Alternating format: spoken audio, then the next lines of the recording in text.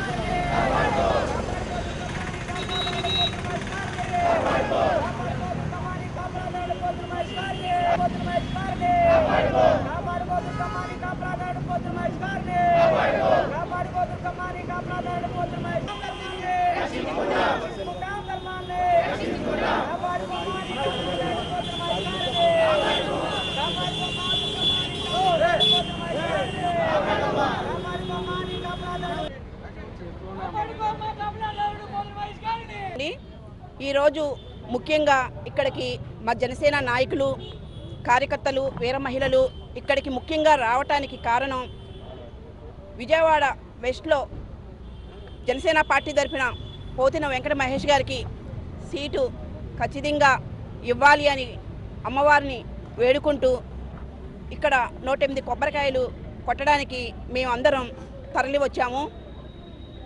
మీరందరూ ఒకటే ఆలోచన చేయండి. ప్రతి ఒక్కరూ కూడా జనసేన పార్టీ తరఫున ఫస్ట్ నుంచి పునాది వేసిన దగ్గర నుంచి కూడా మహేష్ గారు జనసేన జెండాని పట్టుకుని జనసేన పార్టీ తరఫున అహర్నిశలు కష్టపడి పార్టీని ముందుకు తీసుకెళ్లడం జరిగింది. జనసేన పార్టీ అంటే కళ్యాణ్ గారి ఫేస్ ఎలా ప్రజలకు కనెక్ట్ అయ్యిందో అలాగే మహేష్ గారి ఫేస్ కూడా ప్రజలందరికీ కూడా అలా కనెక్ట్ అయ్యింది.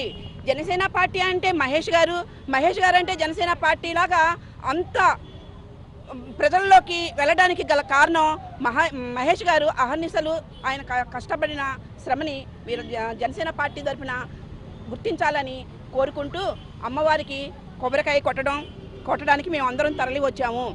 అసలు ఒకటి గుర్తుపెట్టుకోండి, మహేష్ గారు లాగా జనసేన పార్టీ తరఫున ఎంతమంది నాయకులు నిలబడ్డారు.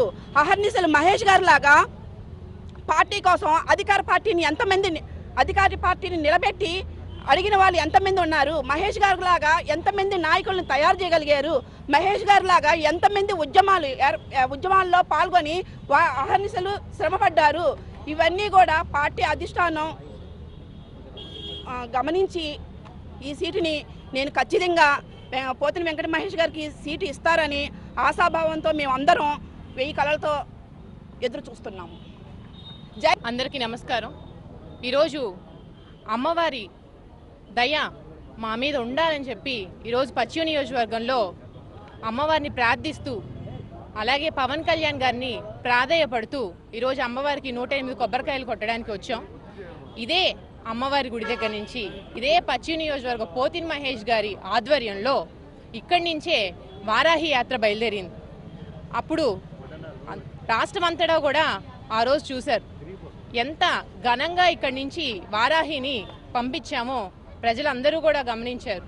అదేవిధంగా ప్రతి సభలోనూ పవన్ కళ్యాణ్ గారు పోతిన్ మహేష్ గారి గురించి సబ్జెక్ట్ లేకుండా ఏ రోజు మాట్లాడు. ఇలాంటి పోతిన్ మహేష్ గారి నాయకత్వం ఉంటే భీమవరంలో గెలిచేవాడిని అని చెప్పి కూడా ఆయన చెప్పడం జరిగింది.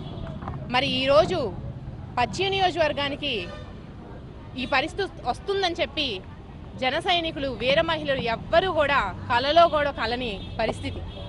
ఇది కేవలం ఒక కుట్రపూరితంగానే ఈరోజు మేము పరిగణిస్తున్నాం. అది ఎవరు చేశారన్నది వాళ్ళకే వదిలేస్తున్నాం. ఈరోజు పవన్ కళ్యాణ్ గారిని మేము పదే పదే గత 6 రోజుల నుంచి కూడా ప్రాధేయపడుతున్నాం. ఇక్కడ మనం బలం ఉన్న పార్టీ, మన బలాన్ని ఏ విధంగా కూడా వదులుకోకూడదు. అదేవిధంగా బీజేపీయే వాళ్ళ అధిష్టానానికి ఈరోజు లేఖ రాసింది.